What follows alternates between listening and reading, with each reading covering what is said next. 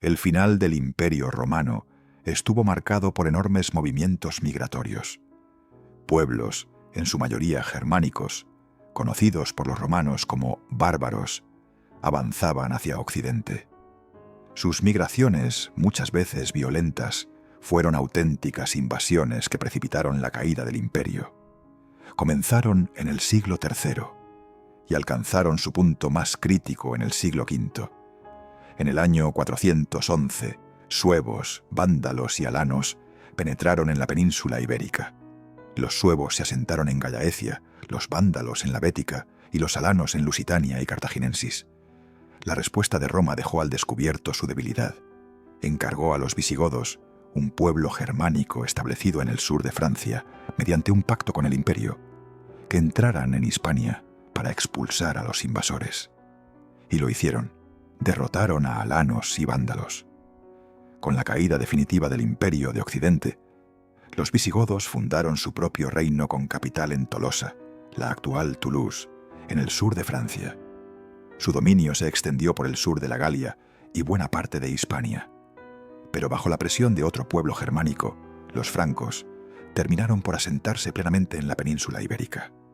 En el siglo VI, trasladaron su capital a Toledo, en el corazón de Hispania, un enclave estratégico. Eran unos 250.000 visigodos, frente a más de 6 millones de hispanoromanos. Dos comunidades que pudieron fundirse en una sola, pero los visigodos eligieron mantenerse como élite guerrera y gobernante, celosos de su poder. Cada grupo vivía bajo sus propias leyes, y a las diferencias sociales se sumaban las religiosas. Los visigodos eran arrianos, mientras que los hispanoromanos profesaban el catolicismo, bajo la protección de sus obispos. Obispos que, con el tiempo, llegaron a concentrar un poder e influencia enormes en el reino visigodo. Leo Vigildo, entre los años 569 y 586, fue el gran artífice de la unidad política de la península bajo dominio visigodo.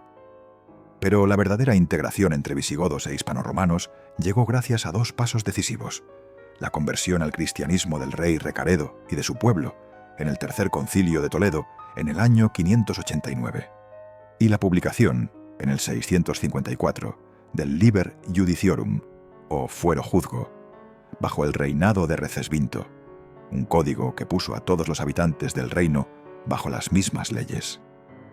La organización política del reino visigodo se sustentaba en el derecho germánico. La base del poder era la asamblea de los hombres libres, que confiaba la autoridad a un rey, una monarquía electiva, donde cada sucesión abría la puerta a luchas internas. Aunque la unidad parecía fortalecer al reino, en realidad ocultaba una gran debilidad. La nobleza acumulaba cada vez más privilegios, debilitando la autoridad real. Cada vez que moría un monarca, las familias nobles se enfrentaban para imponer a su propio candidato. Esa inestabilidad política terminó siendo clave para el derrumbe del reino visigodo en el 711, tras la invasión musulmana. El rey conservaba un séquito de clientes que le juraban fidelidad a cambio de protección y sustento. Sus poderes eran amplios: juez supremo, jefe militar, legislador y garante de la paz. Pero en la práctica gobernaba con el apoyo del oficio palatino, compuesto por dos órganos principales: el Aula Regia, un consejo consultivo integrado por los altos nobles y los colaboradores del rey, y los concilios de Toledo, inicialmente religiosos, pero presididos por el monarca, donde se tomaban importantes decisiones políticas y legislativas. Así, poder político y poder religioso se entrelazaron. El obispo San Isidoro de Sevilla formuló una idea que marcaría época. Dios concedió la preeminencia a los príncipes para el gobierno de los pueblos. La sociedad y la economía del reino visigodo prolongaban la del Bajo Imperio Romano.